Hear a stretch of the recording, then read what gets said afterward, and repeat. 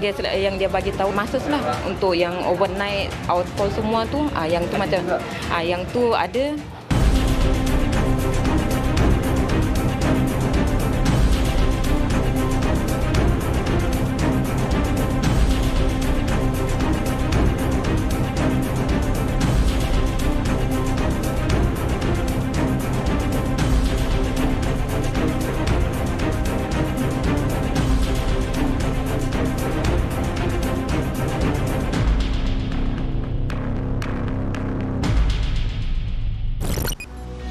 Assalamualaikum dan salam sejahtera. Anda sedang menonton 999. Siaran ini juga boleh ditonton secara HD di www.tonton.com.my. Aktiviti tidak bermoral di sebalik rumah urut. Promosi pula dibuat melalui platform dalam talian. Saksikan pembongkaran yang dijalankan pasukan penguatkuasa Majlis Bandaraya Johor Bahru yang turut disertai wartawan Ainul Abdul Rauf.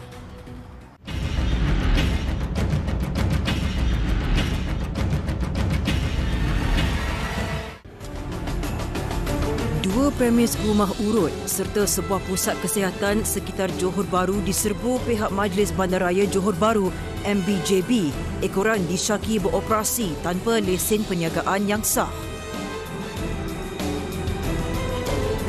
Jadi kasi ini di mana? Di sini. Ya, tak.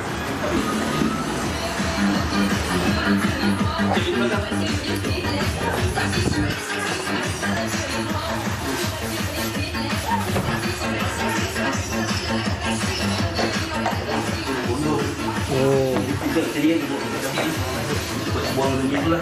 Kalau dia tak disediakan sampah di pakai ini.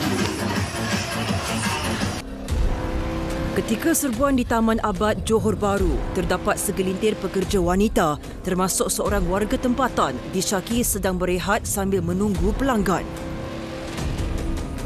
Apa ke situ semua? Apa?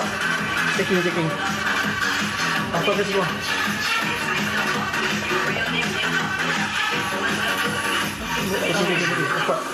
Apa?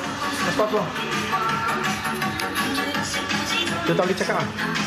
Dia tak boleh tak faham. Dina. Cakap dengan dia. Pasport. Dekat bawah semua. Semua tak ada dah pada tangan. Semua tak ada.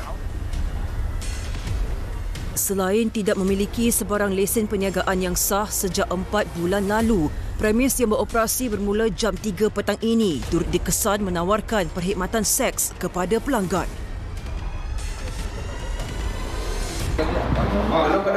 Alamat sekarang you mana? Tulis sudah.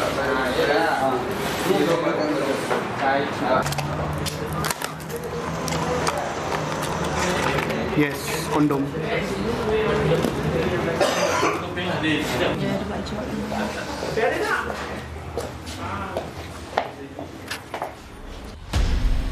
Pekerja lelaki berusia 24 tahun ini mendakwa ketujuh-tujuh tukang urut wanita terbabit akan ditempah oleh pelanggan menerusi aplikasi dalam talian sebelum hadir ke premis.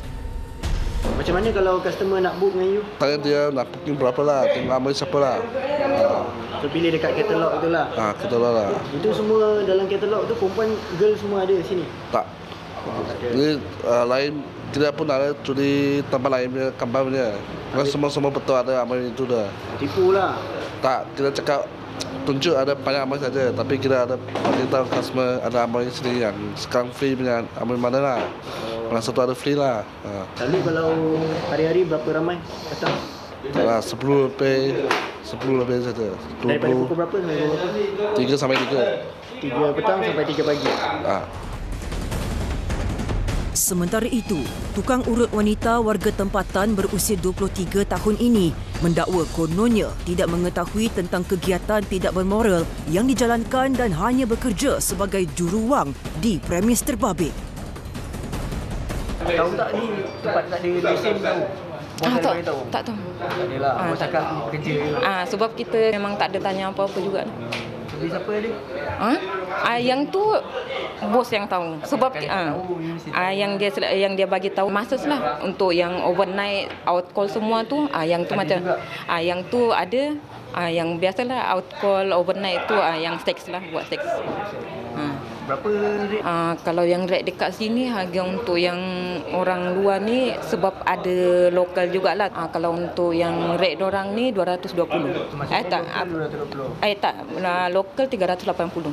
380. Kalau yang warga asing 220. Serbuan diteruskan ke lokasi berikutnya iaitu sebuah premis sekitar Jalan Tun Abdul Razak, Susur 1, Johor Bahru yang disyaki menyediakan kemudahan jacuzzi dan sauna namun berselindung di sebalik pusat gimnasium.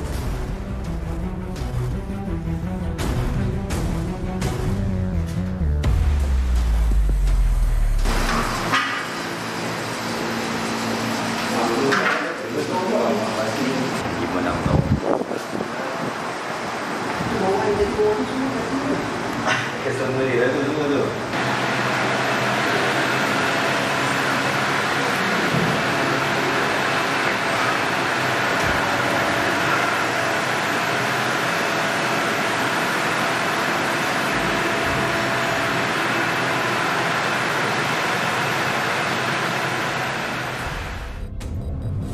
Susulan itu, pihak MBJB telah membuka kertas siasatan terhadap pemilik premis terbabit atas kesalahan menyalahgunakan lesen premis bagi menjalankan perniagaan lain di bawah Undang-Undang Kecil Pelesenan Trade Perniagaan dan Perindustrian MBJB 2016.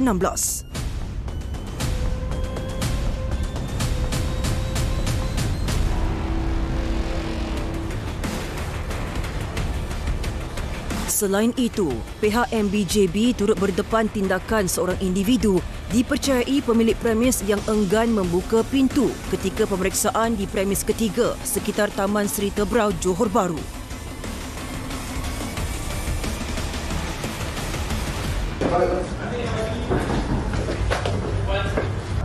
Korang situ. Okey. Dah. Tinggal tuan. Okey. Dah buka kan? Keluar. Go. IC ke? Pasport. Where you come from? Vietnam. Dalam serbuan pada jam 7 malam itu, seorang pekerja warga asing dikesan cuba melarikan diri namun berjaya diberkas pasukan MBJB.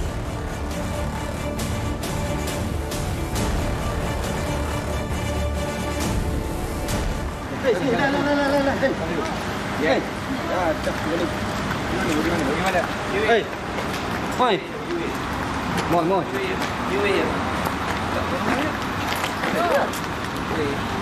Nanti dia lari. Stay. Perempuan apa? Stay.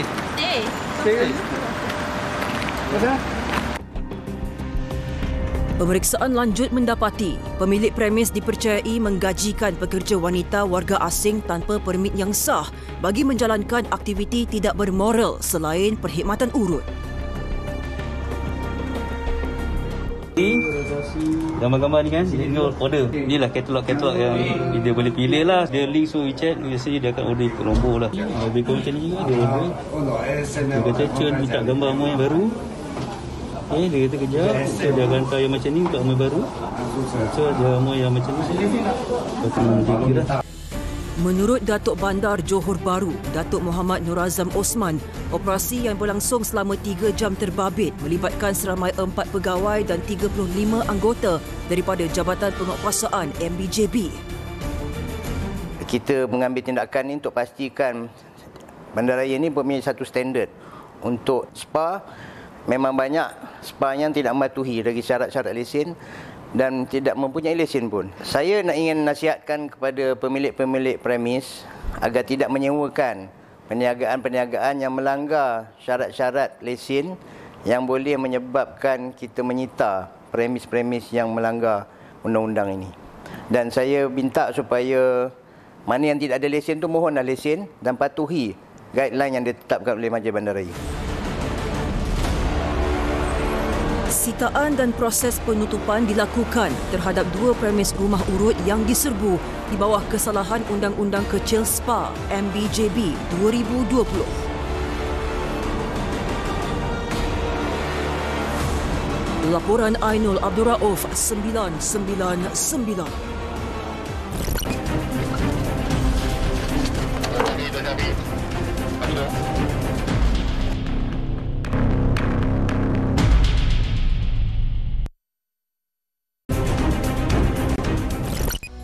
Memiliki permit bekerja di sektor lain namun bekerja di syarikat yang tidak dibenarkan.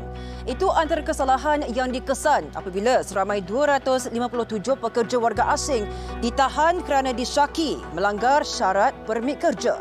Saksikan operasi yang dijalankan Jabatan Imigresen Selangor di sebuah gudang simpanan barang sekitar Shah Alam yang turut disertai wartawan Arisha Khalid.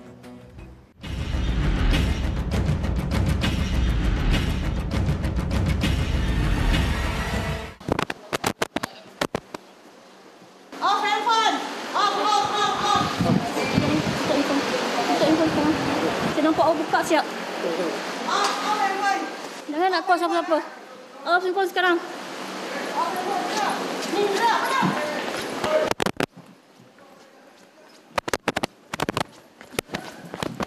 Apa? IC?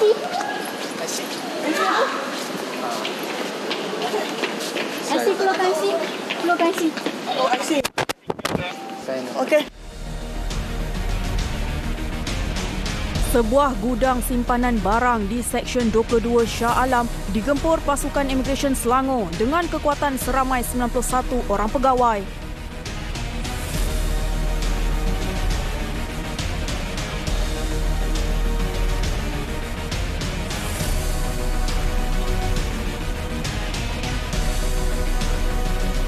Semua tengah rehat ke apa? 12 rehat. Ada yang dah keluar. Dua tim lah. Dua tim mas. Dua tim, satu tim berapa? 12. Dia banyak sini bang. Ini semua betul pergi makan ke? Di kantin kat atas.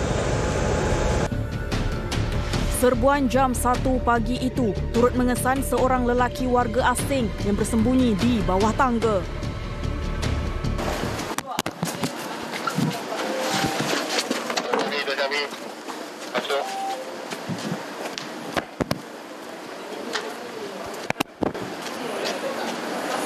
Permit dah. Bos pegang. Bos dia apply. RTK.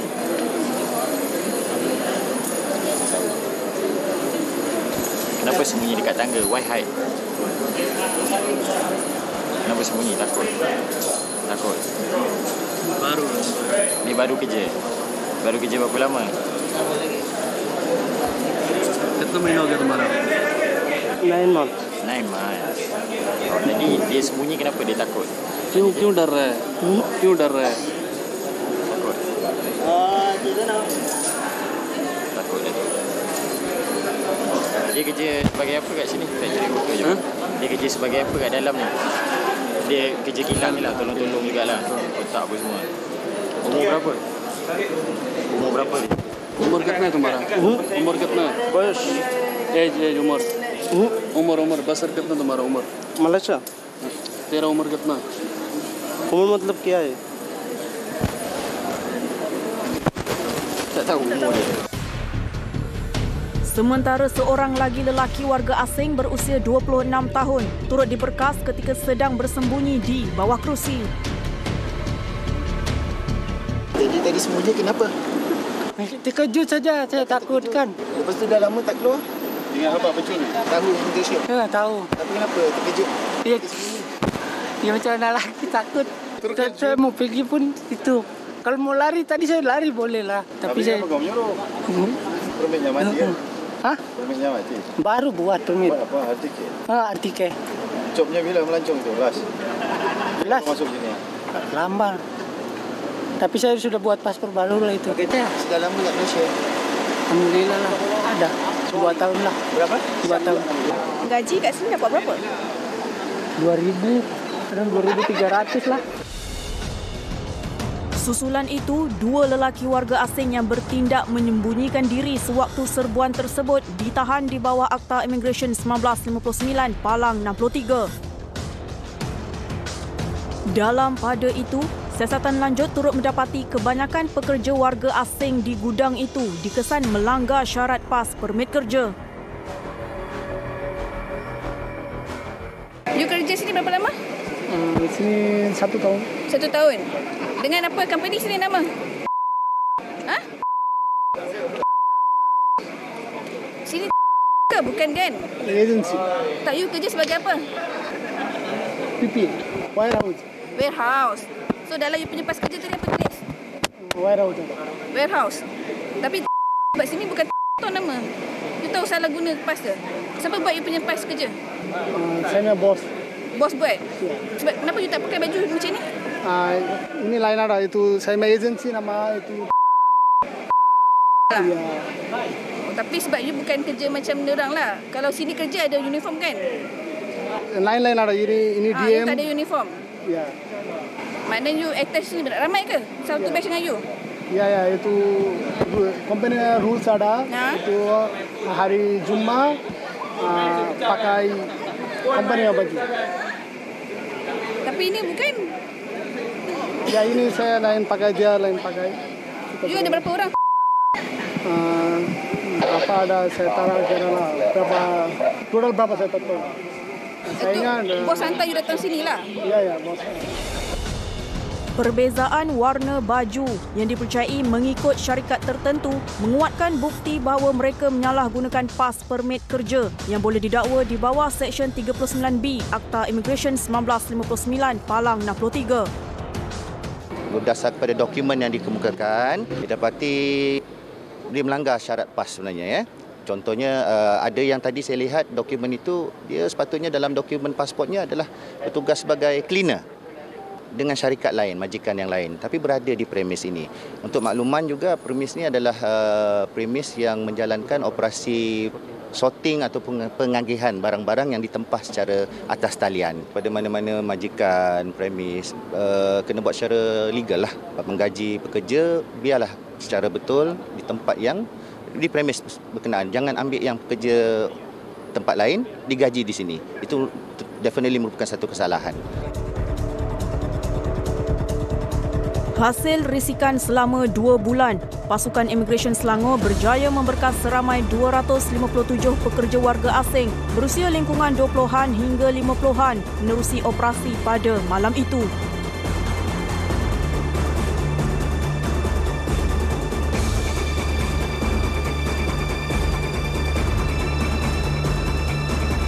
Laporan Arisha Kalim, 999.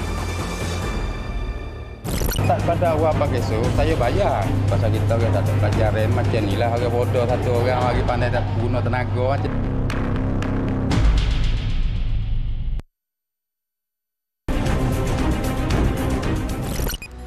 Prestasi pekerja dinilai terlebih dahulu sebelum caruman perkeso diberikan. Sistem bayaran gaji kepada setiap pekerja turut dilihat tidak teratur. Itu antara kesalahan yang dikesan terhadap majikan yang mengabaikan kebajikan pekerja warga asing. Ikuti ops kesan yang dijalankan pihak Pertubuhan Keselamatan Sosial Perkeso di 2 buah kedai tom yam sekitar Seremban turut disertai wartawan Arisha Kalim.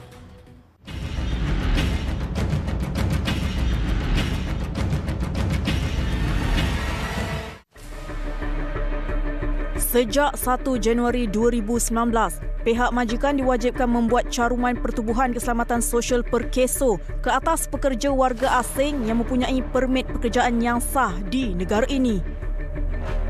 Namun, segelintir majikan dikesan masih culas membayar caruman perkeso dengan memberikan pelbagai alasan kepada pihak berkuasa. Rentetan itu, pihak Perkeso Cawangan Negeri Sembilan yang terdiri daripada 31 anggota penguatkuasa menjalankan ops kesan khususnya di 2 buah kedai tom yam cawangan sama sekitar Garden Avenue dan Kayu Ara yang menggajikan pekerja warga asing.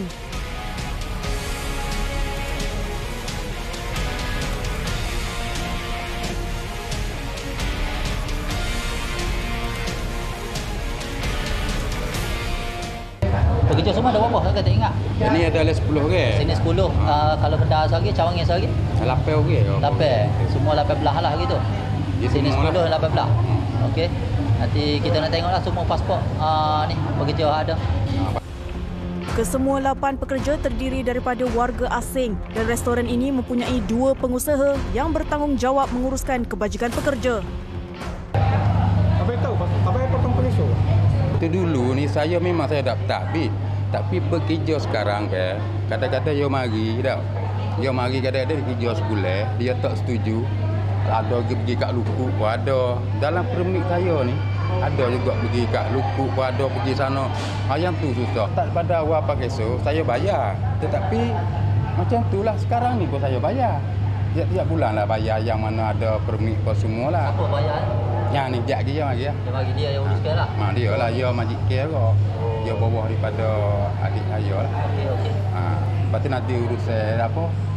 Saya pun tak fahami sangat undang-undang lagu ni. Minta maaf dah.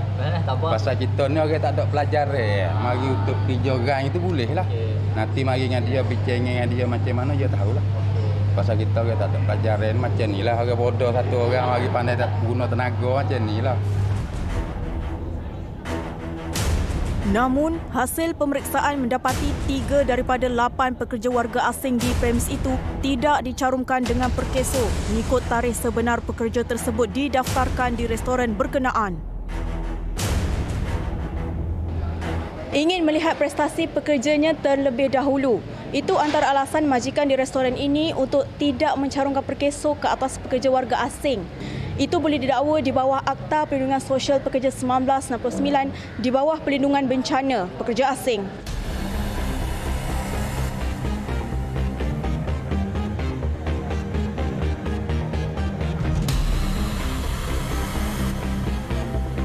Selalunya kita bergantung pada dia punya performance juga. Maknanya kalau dia kerja okey tak okey, dia ada dia masuk kerja awal, dia masuk kerja lewat ke.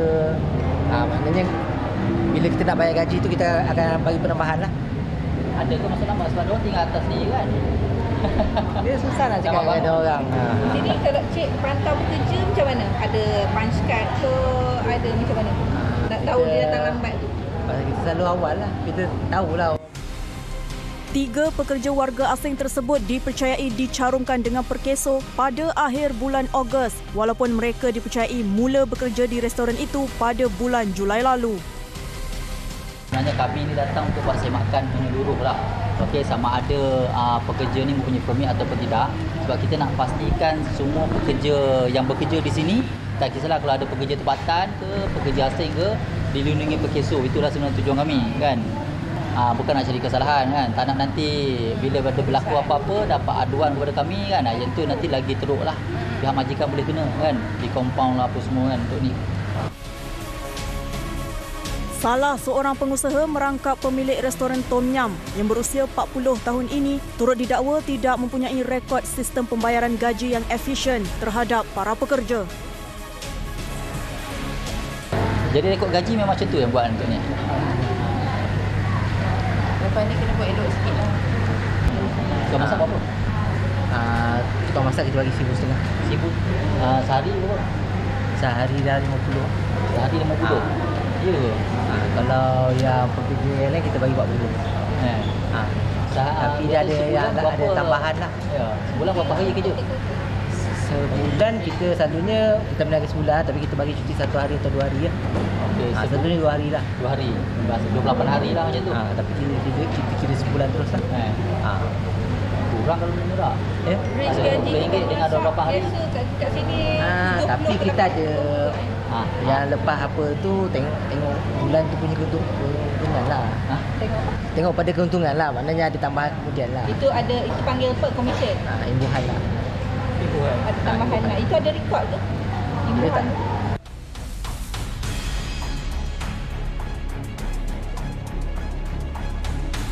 Kegagalan majikan untuk mendaftarkan perusahaan dan pekerja merupakan satu kesalahan di bawah Akta Keselamatan Sosial Pekerja 1969 yang boleh dikenakan tindakan kompaun mencecah RM10,000 atau penjara 2 tahun atau kedua-duanya sekali.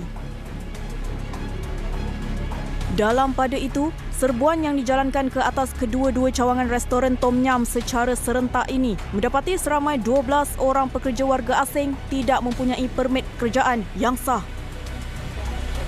Kita telah menepati kehendak ILO, International Labour Organization, yang mana menyediakan kepada semua orang, sama ada warga tempatan ataupun warga asing. Jadi kita mengharapkan semua majikan-majikan dapat melindungi pekerja-pekerja mereka, terutama mereka yang mungkin tak tahu. Sejak 2019, pekerja-pekerja asing yang dibenarkan bekerja di Malaysia kan, telah pun dilindungi di bawah PKSO. Mereka wajib dilindungi di bawah PKSO. Ada majikan-majikan ambil pembantu rumah pekerja asing. Mereka juga sekarang pembantu rumah juga telah pun dilindungi di bawah PKSO. Sehingga akhir tahun 2023, hanya 70,000 daripada 2.7 juta jumlah pekerja asing di Malaysia yang terdiri daripada semua sektor pekerjaan yang berdaftar di bawah PKSO di seluruh daerah Negeri Sembilan.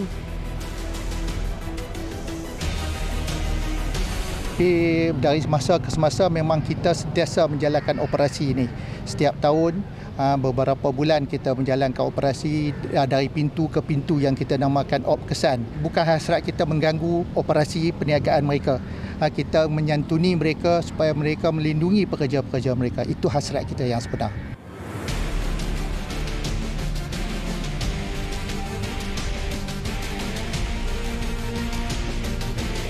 Laporan Arisha Kalim, 999.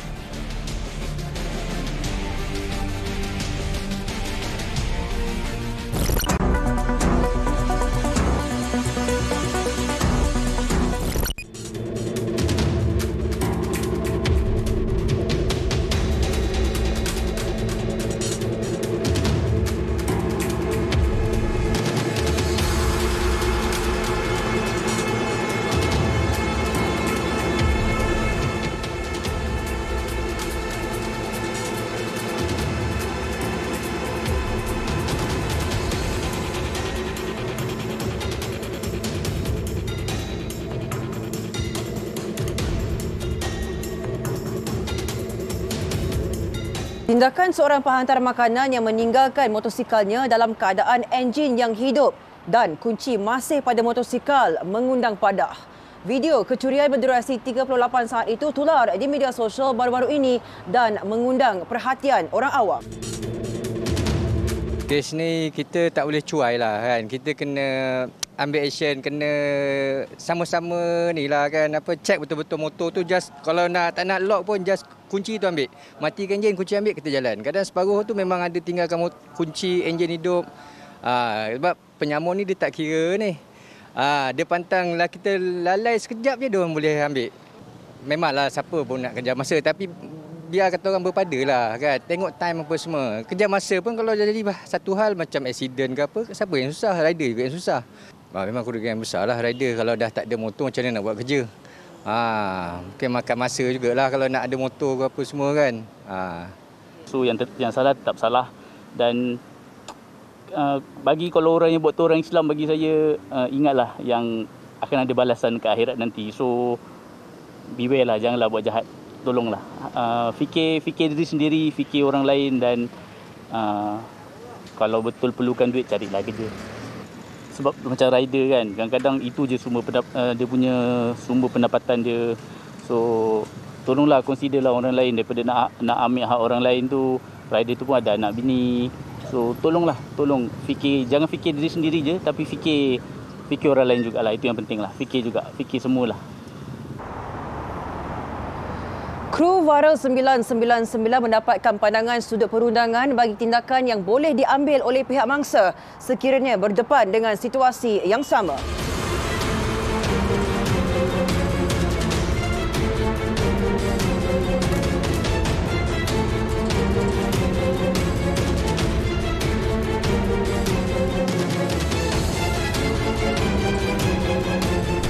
Pertama sekali, kalau berlaku kejadian ni, laporan polis perlu dibuatlah sebab ini ada jenayah curi.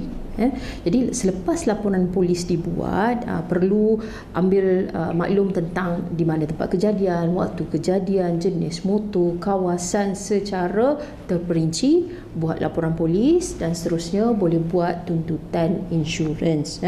Tetapi tuntutan insurans ni ada prosedur yang perlu dipatuhi. Maknanya laporan polis tadi sangat pentinglah. Jadi seterusnya diikuti dengan tuntutan insurans. Kadang-kadang antara faktor yang berlakunya sesuatu kemalangan ke atau kejadian ke ada melibatkan kecuaian kepada pemilik tadi. Tetapi dalam keadaan itu tidak dinafikan bahawa pemilik tadi dia ada hak. Sebab kita tidak boleh menggunakan alasan akibat dia cuai sehingga menyebabkan dia boleh dicuri motornya. Tetapi mungkin bagi syarikat insurans perkara ini akan jadi pemfaktoran. Sebab kita kena lihat kepada SOP setiap syarikat insurans tu dan kena lihat juga jenis-jenis insurans yang diambil. Sikap berhati-hati dan peka dengan keadaan sekeliling harus diberi perhatian untuk mengekang jenayah sebegini daripada berulang. Kes kini disiasat mengikut Seksyen 379A Kanun Keseksaan.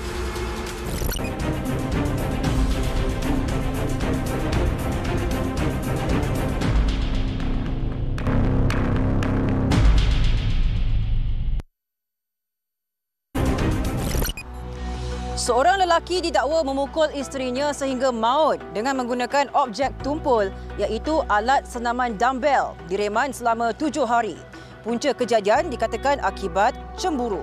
Laporan itu membuka tirai rangkuman kejadian jenayah Seminggu 999.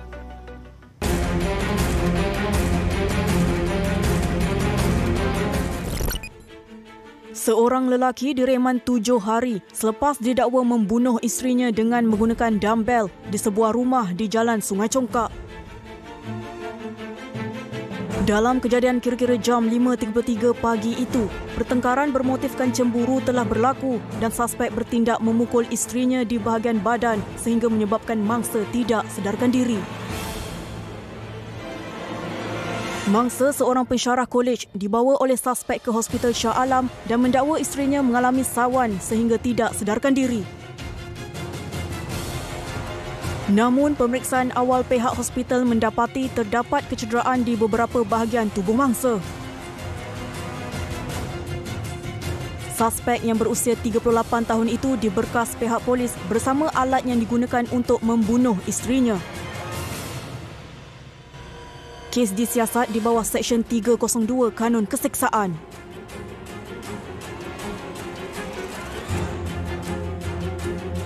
Susulan kemalangan yang menyebabkan seorang pelajar sekolah tingkatan 5 maut di hadapan Sekolah Menengah Kebangsaan Jati Ipoh Perak baru-baru ini, seorang pegawai kanan polis dituduh di Mahkamah Magistrate Ipoh mengikut Seksyen 302 Kanun Keseksaan.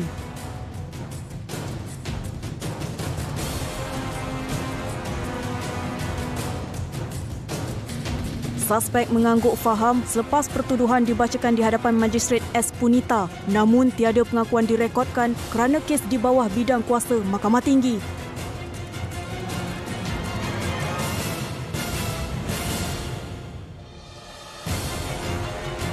Tertuduh didakwa telah menyebabkan kematian terhadap Muhammad Zaharif Effendi Muhammad Zamri antara jam 12.05 hingga 12.40 tengah hari pada 15 Disember lalu.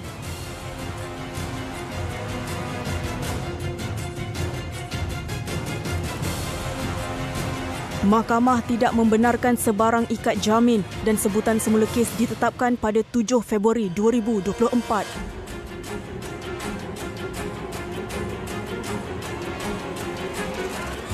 Seorang remaja OKU Lembam dihadapkan ke Mahkamah Magistrate atas tuduhan amang seksual fizikal dan merogol sepupunya di sebuah rumah di daerah Muar Johor. Tertuduh berusia 14 tahun mengaku bersalah atas pertuduhan yang dibacakan di hadapan Magistrate Fatin Dalilah Khalid. Mengikut pertuduhan pertama, tertuduh yang juga pelajar tingkatan 2 itu didakwa melakukan amang seksual fizikal terhadap sepupunya yang berusia 13 tahun. Dakwaan dibuat mengikut Seksyen 14(A) Akta Kesalahan-Kesalahan Seksual Terhadap Kanak-Kanak 2017 dan boleh dihukum mengikut Seksyen 14 Akta sama iaitu penjara 20 tahun dan sebatan. Pertuduhan kedua adalah dakwaan merogol mangsa dan didakwa mengikut Seksyen 376(2)D Kanun Keseksaan yang memperuntukkan penjara 30 tahun serta dengan sebatan. Mahkamah menetapkan 23 Januari 2024 untuk laporan sosial daripada Jabatan Kebajikan Masyarakat serta menjatuhkan hukuman terhadap tertuduh. 4 sekawan dipenjara 16 tahun selepas didapati bersalah oleh Mahkamah Session Kuala Terengganu atas tuduhan merogol secara berkumpulan terhadap seorang budak perempuan berusia 12 tahun dalam kejadian 3 tahun lalu.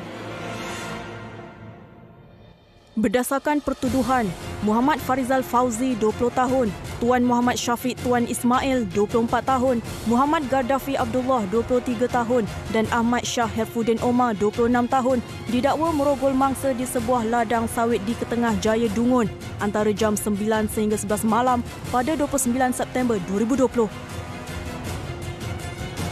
Kesemua tertuduh didakwa di bawah Seksyen 375B Kanun Keseksaan yang memperuntukkan hukuman penjara tidak kurang 10 tahun dan tidak melebihi 30 tahun jika sabit kesalahan. Seramai 9 saksi pendakwaan dan 7 saksi daripada pihak pembelaan dipanggil sepanjang prosiding perbicaraan ini.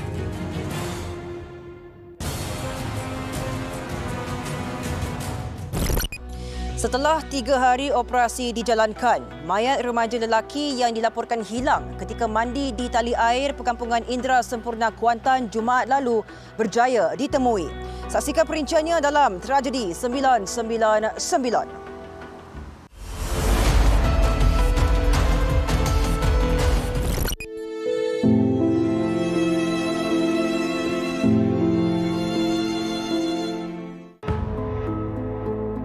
Kegembiraan bertukar tragis apabila seorang pelajar tingkatan 2 dilaporkan hilang berhampiran tali air di kawasan Perkampungan Indra Sempurna Kuantan pada Jumaat lalu.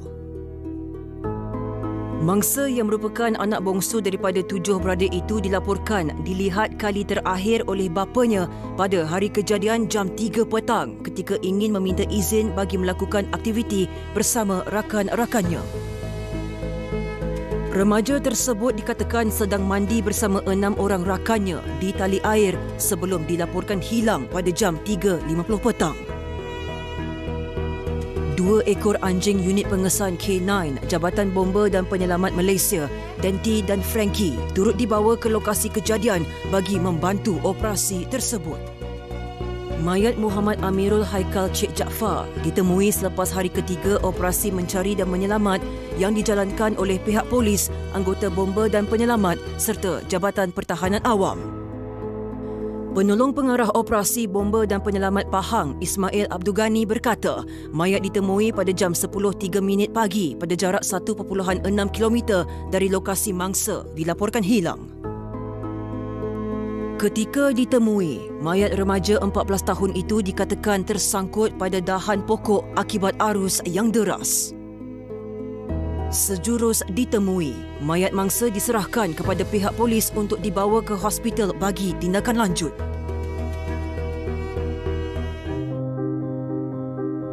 Perjalanan 3 beranak pulang ke rumah berakhir dengan tragedi apabila kenderaan MPV yang dinaiki mereka dirempuh sebuah trailer di kilometer 17 Jalan Lipis Benter Jumaat lepas. Mangsa Nur Faizah Rizwan bersama 2 orang anaknya, Muhammad Haris Adrian Muhammad Azman dan Muhammad Hafiz Azman Abdullah, dikatakan dalam perjalanan dari Kuala Lumpur menuju ke Bachok, Kelantan. Kejadian yang berlaku pada jam 2.25 pagi itu berpunca apabila kereta MPV yang dipandu oleh mangsa dipercayai hilang kawalan lalu memasuki laluan bertentangan sebelum dirempuh dan diseret oleh sebuah trailer di laluan tersebut. Mangsa yang berusia 43 tahun bersama 2 orang anaknya disahkan meninggal dunia di tempat kejadian dan telah dibawa ke Hospital Kuala Lipis, Pahang untuk dibedah siasat. Walau bagaimanapun, pemandu trailer terbabit tidak mempunyai sebarang kecederaan. Ketiga-tiga mangsa telah dikebumikan di Tanah Perkuburan Islam Kampung Pintu Gerbang, Bachok, Kelantan. Kes disiasat mengikut Seksyen 41-1 Akta Pengangkutan Jalan APJ 1987.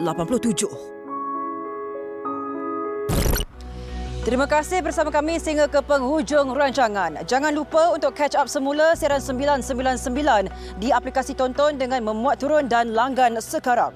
Kita jumpa lagi di minggu hadapan. Assalamualaikum dan selamat malam. Ingat, jenayah membawa padah.